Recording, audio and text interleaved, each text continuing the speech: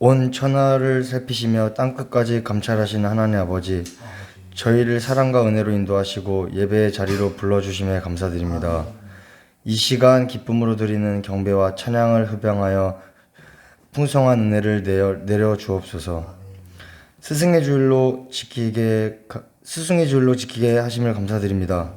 여러 이유로 퇴색되기를 했지만 참으로 중요한 날이 아닐 수 없습니다. 우리의 삶을 되돌아보면 스승이 없다면 과연 우리가 여기에 있을지 생각할 수 없습니다.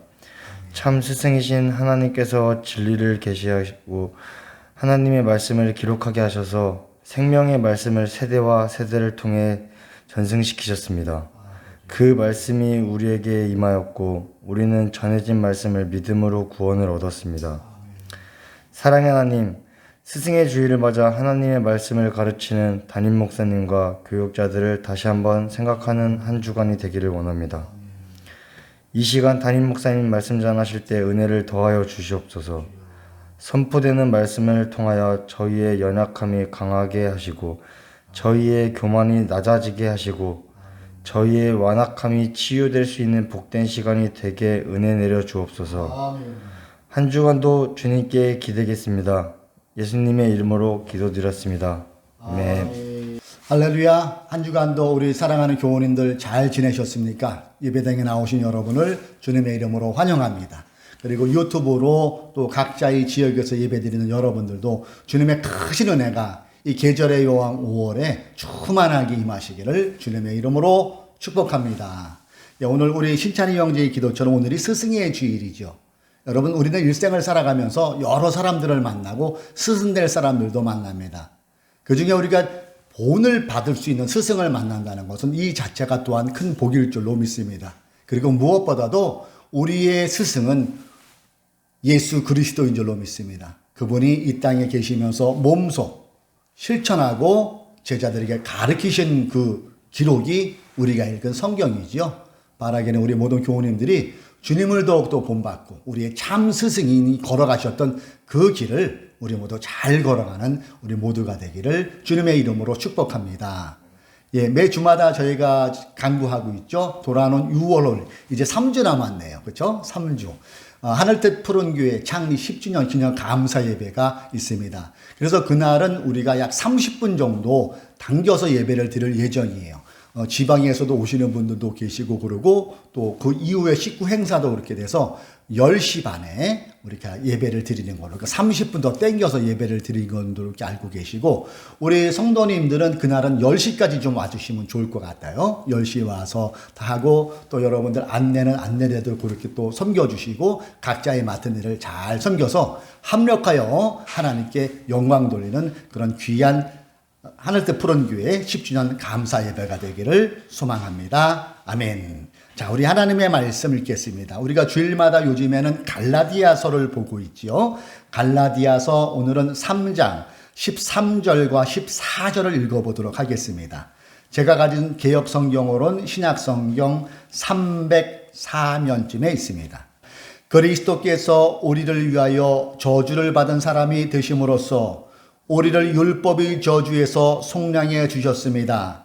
기록된 바 나무에 달린 자는 모두 저주를 받은 자이다 하였기 때문입니다.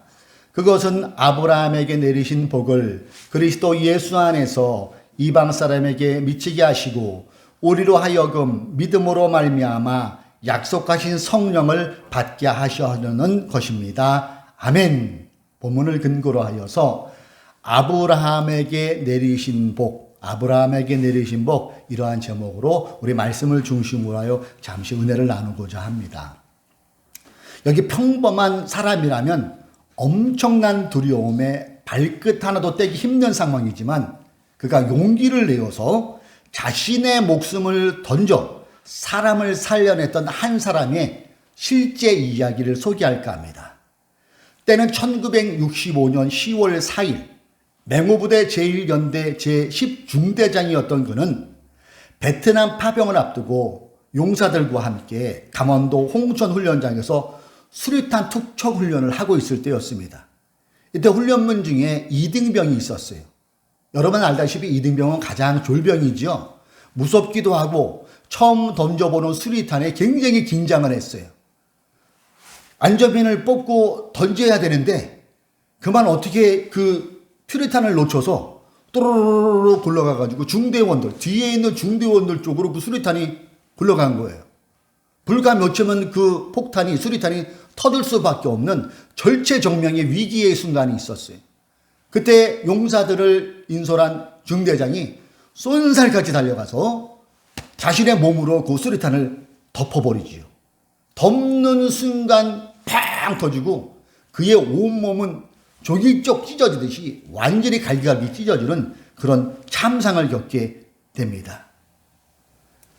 그가 이렇게 장렬하게 사나한 후에 그의 신상을 알아보니까 그에게는 홀로 사시는 홀어머니가 계셨고 박봉의 월급을 쪼개서 어머니에게 매달 꼬박꼬박 용돈을 보내드리는 효자였다는 거예요.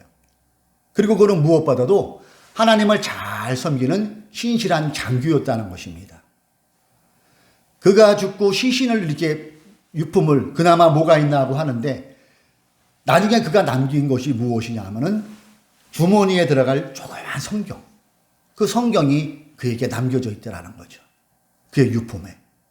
그 성경을 펼쳐서 맨 앞에 보니까 본인 이름이 써 있고 이렇게 성경을 보니까 빨간 밑줄 가 있는 눈에 유독이 들어오는 그 성경 구절에 빨간 줄이 그어져 있었다고 합니다. 그 구절이 뭐냐 하면은 요한복음 15장 13절. 사람이 친구를 위하여 자기 목숨을 버리면 이보다 더 큰 사랑이 없나니. 그 구절이 그 성경에 그어져 있었다는 것이죠. 그는 사랑하는 아내, 사랑하는 어린 아들, 그리고 홀 어머니를 두고 먼저 젊은 나이에 하나님의 품으로 갔지만 그의 희생이 있었기에 무수한 대원들이 목숨을 얻을 수가 있었다는 것입니다. 여러분, 이 사람의 이름 어렴풋 기억나실 거예요. 강제구 소령. 저는 초등학교 국어 교과서에 이 사람 사연이 실렸던 것이 지금도 기억이 납니다. 그렇습니다. 강제구 소령의 이러한 살신정의적 행동은 젊은 중대원들에게 수류탄이 터지는 죽음으로부터의 해방을 누릴 수 있게 해 주었던 것이지요. 살신성인이라는 말 여러분 들어보셨을 거예요. 살신성인. 이 살신성인이란 뜻은 몸을 죽여 인을 이룸, 즉 옳은 일을 위해 목숨을 버린다는 뜻이고요. 오늘날에도 살신성인이라는 이런 많은 위인들을 우리에게 귀감을 주고 마음을 숙연하게 하지요. 오늘 본문은 최고의 살신성인적 삶을 이 땅에 펼쳐놓으신 분을 소개하고 있어요. 바로 예수 그리스도. 우리의 참 스승이자 살신성인을 몸소 보이신 분, 바로 예수 그리스도. 그분은 우리를 위하여 친히 저주를 짊어지셨고 저와 여러분을 율법이라는 죄의 중압감에서 해방을 시켜주셨다고 본문 사도 바울은 강력하게 주장하고 있습니다. 그 내용이 우리가 오늘 함께 읽은 13절이에요.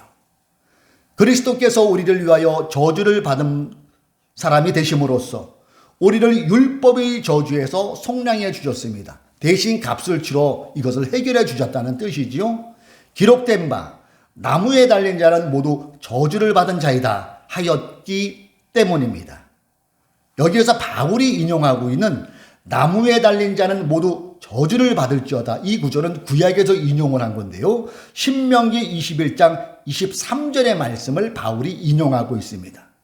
이처럼 하나님은 하나뿐인 독생자 아들을 나무에 달리시는 저주까지 받게 하신 것은 하나님의 크신 사랑이 얼마나 크다는 것을 나무에 달린 자는 모두 저주를 받을지어다. 이 구절에서 우리는 생각해 볼 수가 있어요. 하나님께서 우리 인간을 향한 그 사랑이 얼마나 큰가를 또 다른 구약 성경 이사야 53장 6절은 이렇게 말씀하고 있습니다. 우리는 모두 양처럼 길을 잃고 각기 제 갈 길로 흩어졌으나 주님께서 우리 모두의 죄악을 그에게 지우셨다. 아멘. 그래요? 율법으로는 그 누구도 의롭다 하심을 받을 수 없는 상태, 아무 죄가 없으신 예수님을 이 땅에 보내셔서 아담과 하와의 선악과 범죄 이후 발생한 인류의 저주를 다 짊어진 채 십자가에서 피 흘려 오리를 대신하여 죽어주셨다는 것입니다. 그리고 그 결과는 아브라함에게 내리신 복이 그리스도 예수를 통하여 예수를 믿는 자들에게 그리고 오늘을 사는 우리에게까지 흘러내려오고 있다고 우리가 오늘 함께 읽은 본문 14절은 증거하고 있어요. 아브라함에게 내리신 복.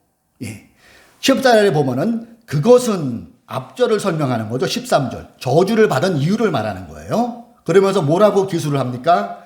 아브라함에게 내리신 복을 그리스도 예수 안에서 이방 사람에게 미치게 하시고 우리로 하여금 믿음으로 말미암아 약속하신 성령을 받게 하시라는 것입니다.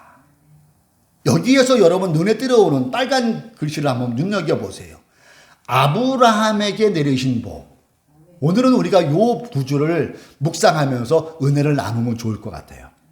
자, 여기에서 여러분 아브라함에게 내리신 복은 무엇을 의미하는 것일까요? 당시 편지 상황, 사도 바울이 갈라디아 교인들에게 쓸 때의 그 상황을 우리가 알고 이 부분을 대할 때 이해의 폭이 넓어질 수가 있겠죠.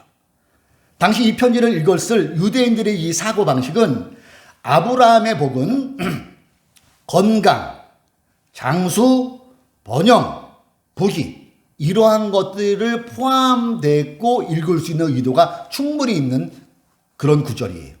실제로 그의 조상 아브라함은 가난했습니까? 부자였습니까? 창세기를 살펴보세요. 창세기 12장부터 그어주는 그의 삶은 부자의 삶이었음을 성경은 기록하고 있어요. 자, 그렇다면 사도 바울 역시 아브라함의 이 복, 즉 건강, 장수, 번영, 부귀에만 초점을 맞춰서 아브라함이란 복이라는 것을 기록했을까요? 이럴 때는 우리가 볼 때는 성경 전체를 문맥을 보면 더 빨리 그 뜻을 알 수가 있지요. 오늘 우리가 읽은 갈라디아서 3장 전체를 읽어보면은 전체 문맥을 살펴보면은 그렇지는 않아요. 갈라디아서 3장 전체를 읽어보면 아브라함의 복은 먼저 영적인 복임을 알 수가 있어요. 어떤 복? 영적인 복. 그럼 영적인 복은 뭡니까? 그렇죠? 저와 여러분이 예수 그리스도의 피 흘려 주심으로 율법에서 죄에서 자유를 얻고 의롭게 되었다는 것, 이것이 복이라고 사도 바울은 기록하고 있는 거예요. 본문 13절의 말씀대로 그리스도께서 우리를 위하여 저주를 받은 사람이 되심으로써 우리를 율법의 저주에서 속량해 주셨다. 예수님이 피 흘려 죽으심으로 예수를 믿음으로 우리는 구원을 받았다. 율법으로는 의롭게 함을 얻지 못하지만 예수를 믿는 그것이 의롭게 여겨짐을 받았다. 이것이 복이라는 것이죠. 이 자체가. 살신성인의 원조격인 예수님의 십자가 사건으로 누구든지 예수를 믿기만 하면 그 사람이 지위가 높든 적든 잘 살든 못 살든 인기가 있든 없든 노인이건 청년이건 묻지도 않고 따지지 않는 그런 구원을 받을 수 있는 것, 이게 가장 큰 복이라고 본문은 말씀하고 있다는 것입니다. 자, 여기에서 우리는 자연스럽게 이런 질문이 나와야 정상이에요. 어떤 질문이냐면은, 아니 그럼 예수 믿는 사람은 하나같이 다 가난하게 살아야 될까요? 이런 질문이 나올 수가 있죠. 그렇지는 않죠. 이것은 다만 무엇이 먼저냐를 우리로 하여금 생각해야 된다는 거예요. 주객이 전도되어서는 안 된다는 거예요. 즉 예수님 자체가 우리의 복인데 예수님 손에 쥐어져 있는 빵에 우리의 초점에 가 있어서는 곤란하다는 것을 우리로 하여금 생각해 볼 수가 있다는 것이죠. 일전에 제가 보는 이 페북에 전도지 사전이 하나 올라왔는데 그 내용이 이런 내용이 올라왔어요. 신앙생활 10계명. 아마 우리 전도지 돌릴 때 이런 구절 많이 보셨을 거예요. 한번 읽어볼게요. 제가 신앙생활 10계명. 예배 잘 드리면 영혼이 복받고 11조를 잘 드리면 물질의 복받고 이웃사랑 잘하면 주님 사랑받고 성경을 잘 읽으면 지혜의 복받고 5번은 기도를 잘 드리면 응답의 복받고. 어떠세요? 이 자체가 흠이 있는 건 아니죠. 복이 임할 수 있죠. 6번부터 볼까요? 전도를 잘하면 면류관 복받고 7번 부모를 잘 섬기면 장수의 복 받고. 8번부터 10번은 우리 신찬희 형제님이 한번 읽어봐 주실래요? 큰 소리로. 글씨 보이죠? 형제와 잘 지내면 어려울 때 복 받고, 교회 봉사 잘하면 건강에 복 받고, 주의 종 잘 섬기면 자녀가 복 받고. 네. 우리가 언제 딱 봤을 때 우리 전도사님처럼 아멘 할 수 있는 그런 내용은 맞아요. 그렇죠? 들린 자체가 없는 것 같아요. 그런데 이런 신앙 10계명으로 지시하고 신자들의 생활 목표가 여기에만 꽂혀 있다 보면은 문제가 발생할 수 있다는 거예요. 왜 그러냐면은 과연 우리가 신앙생활을 하는 이유가, 예수 믿는 이유가 단지 물질의 복 받기 위해서인가? 이 질문에는 우리가 고개가 갸우뚱해질 수가 있다는 거예요. 이 문구가. 굳이 세상의 복을 받으려면 교회 오지 말고 타 종교로 가도 되고요. 외려 교회 안 다니고 사교계 사람들 사귀고 오늘 같은 주일날 골프 치면서 비즈니스 하는 게 더 돈 많이 벌 확률이 있지 않을까요? 그리고 돈을 복으로 생각하면은 교회 다니고 예수 믿는 사람들보다 여러분 교회 안 다니고 오늘 같은 날 놀러 다니는 사람이 돈 더 많이 간 사람이 훨씬 더 많거든요. 여기에 우리가 마음이 딱 막혀버릴 수가 있다는 것이지요. 예수 안 믿는 사람들이 돈을 더 많이 가지고 있어요. 우리가 이 10가지의 목록을 가만히 보면은 오로지 내가 모든 신앙생활의 초점이라는 거예요. 요 전도를 잘하면 6번 보세요. 전도를 잘하면 면류관 받고 그 앞에다가 내가를 넣어보세요. 내가 전도를 잘하면 면류관 받고 또 10번 볼까요? 내가 주의 종 잘 섬기면 자녀가 복 받는다. 이 앞에 내가를 넣고 읽어보면은 그 중심이 언제나 나에 머물러 있다는 거예요. 그러면 여러분 내가 복을 받는 즉 세상이 추구하는 돈 많이 버는 것 부자로 사는 것에만 초점을 맞춘 신앙생활이야말로 자기 자신의 복만 생각하는 이기적인 신앙생활로 전락할 수 있는 위험도 다분히 있다는 것을 우리는 생각해 볼 수 있어야 된다는 거예요. 그 복이 영적인 복이든 현세적인 복이든 관계없이 그 복만을 추구하는 신앙인의 이기주의자로 끝나면 문제가 있다는 것이죠. 이 10가지 목록에서는 하나님의 영광이나 하나님의 나라에 대한 관심을 찾을 수 없는 문구예요. 그래서 이게 문제가 될 수 있다는 얘기죠. 사랑하는 교우 여러분, 참 신앙인은 나의 복을 위한 신앙이 아니라 이를 더 초월해서 하나님 나라와 하나님의 의를 구하는 삶이 우리의 신앙의 초점이 되어줘야 한다는 것입니다. 마태복음 6장 33절 여러분 다 아실 거예요. 너희는 먼저 하나님의 나라와 하나님의 의를 구하여라. 그리하면 이 모든 것을 너희에게 더하여 주실 것이다. 아멘. 그래요. 우리 신앙생활의 목표는 먼저 내가 아닌 오직 하나님의 영광, 여기에 초점을 맞추고 나가야 된다는 것을 마태복음 6장 33절을 통하여 주님은 우리에게 말씀하고 있다는 것이죠. 그래서 저를 비롯한 설교자는 이 간증 예화를 사용할 때 심사숙고해야 될 필요가 있어요. 흔히 신앙생활 잘했더니 저 사람이 김 집사가 신앙생활 잘했더니 이 권사가 물질의 복을 추구함으로 인해서 11조를 드렸더니 신앙생활 잘함으로 교회에 충성했더니 자녀애가 복을 받았다. 높은 세상 지위를 주셨다. 좋은 데에게 들어가게 했다는가 등으로 이렇게 결론을 맺어버리면 자칫 세상 사람들이 추구하는 복과 다를 바가 없이 똑같아져 버린다는 거예요. 여러분 예수님이 십자가에 달린 저주를 다 짊어지고 십자가에 달려진 그것이 단순히 돈 많이 벌기 위해서 십자가에 못 박혔을까요? 그러면 예수님의 이 피가 헛되는 거예요. 이 의미를 우리가 제대로 알 수 있어야 된다는 거예요. 예수님이 십자가에 달리시게 한 게 그저 돈 많이 벌게 해주려고 죽었다? 그것은 아니잖아요. 이런 세상의 복에 세뇌된 교인들은 현세적인 복, 즉 내가 얼마를 드렸는데 얼마 주겠지 하는 이런 거래적인 신앙이 되고 이 신앙생활이 비즈니스처럼 되는 그런 우를 범할 수가 있다는 것이죠. 어제는 제가 모처럼 인천의 송도 센트럴파크 엄청 바뀌었더만요. 그 동네가 재개발이 돼서 거기서 오랜만에 제가 아는 안수지 집사님과 함께 점심을 먹었거든요. 근데 이분이 오랜만에 만났더니 소개 얘기를 저한테 살짝 꺼내면서 하는 중에 이게 오늘 기억에 남는 게, 이분은 제가 알기로도 교회 11조를 드릴 때 11조만 드린 게 아니라 10에 3조를 드렸어요. 어서 믿음이 대단하고 그 지역장, 남성 지역장 활동도 되게 열심히 하셨어요. 그런 분을 제가 오랜만에 만났는데 이분이 후회를 하고 계시더라고요. 왜 후회를 할까? 본인이 이렇게 얘기하는 거예요. 목사님, 내가 너무 교회의 헌금에 올인한 것 같아요. 나 같은 사람이 들은 헌금을 우리 교회 담임 목사라는 양반은 모르더라고요. 그리고 이 양반이 어떻게 나를 비롯한 많은 사람들이 헌금한 거를요, 바람 피는데 그 물질을 쓰고요, 자기 정력 채우는데 그 물질을 주고요, 횡령도 해요. 어쩌면 좋습니까, 목사님? 저 그러라고 하나님께 10에 3조 드린 거 아니거든요. 이 사실을 알고 이제부터는 하나님께 드린 헌금을 자신의 주머니만 두둑하게 채우고, 헌금, 하나님께 드린 헌금 배달 사고내는 이런 교회 안 드리고요, 요즘에는 어려운 선교지, 어려운 미자립 교회에 11조를 보내고 있습니다. 이 말씀을 하시더라고요. 이분이 놓쳤던 게, 본인이 복이라는 게 오늘 우리가 살펴보고 있는 아브라함 복도 마찬가지겠죠. 물질의 복으로만 너무 생각했다는 거예요. 지나고 보니까 이게 아니다.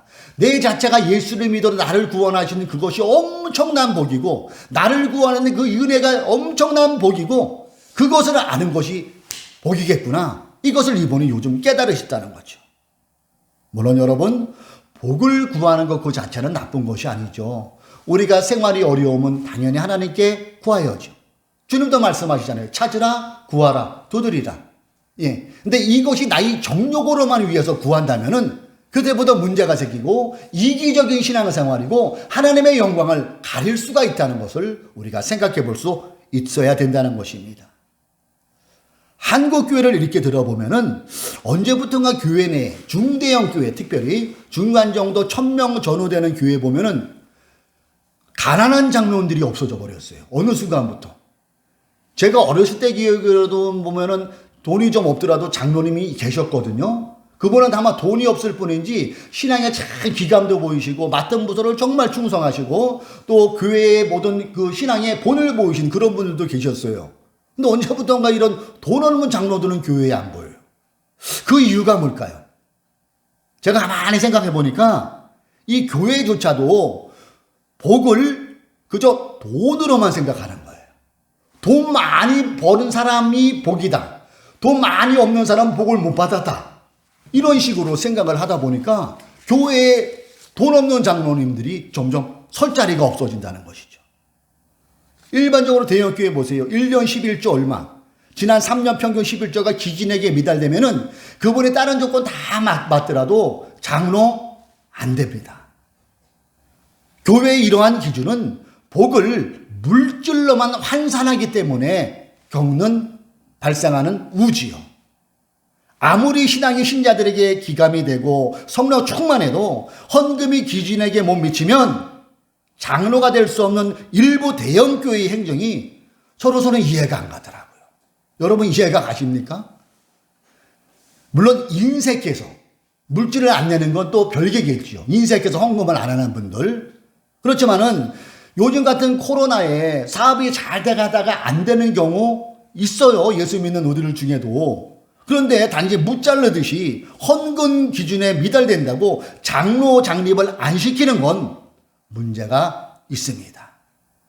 이런 분들은 오히려 장로까지 그 피택되는 그 선거까지 가면은요, 적어도 20년 이상 생활을 하시죠, 교회에. 그 20년 생활에 그분들이 얼마나 그 교회에 충성하고 헌신하셨겠어요. 이 자체가 귀한 일이잖아요. 오히려 교회가 이런 분들을 섬겨주고 품어주는 게 교회의 모습 아닐까요? 그동안 교회에 헌신해온 성김을 감사하게 생각하고 교회 재정으로 장로 장립을 해준다면 오히려 세상에 기감이 되고 하나님 또한 기뻐하시는 일이 될 것입니다. 오히려 교회에 11조 많이 하고 감나라 배나라 하면서 예수님의 자리에 앉아있는 장로보다는 11조는 비록 적게 드려도 신앙의 기감이 되는 가난한 장로가 교회에도 유익이 될 수 있으며 하나님께서 기뻐하시는 장로 장립 또한 될 것입니다. 이제 더 이상 아유, 교회도 돈 있어야 대우받습니다. 이런 소리가 없어져야 돼요. 한국 교회는. 왜 돈이 없으면 교회를 못 갑니까? 왜 돈이 있어야 교회를 갑니까? 이 자체가 돈이랑 연관 지는 거예요. 모든 것을 복을 돈으로만 연관 지어서 돈 많은 사람은 교회에 있어서 대우받고 돈 많은 사람은 담임 목사랑 같이 식사하고 돈 없는 사람은 평생 교회 다녀도 담임 목사 10만 한 번 못 받는 사람들이 내 주변에도 저는 알고 있어요. 이것은 하나님이 기뻐하시는 모습이 아닌 것이죠. 그저 돈의 많고 적음으로 판단되는 것은 정말 곤란한 일일 것입니다.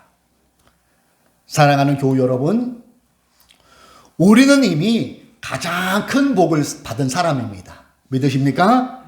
왜냐하면 예수 그리스도께서 저와 여러분의 저주를 대신 짊어지셨어요.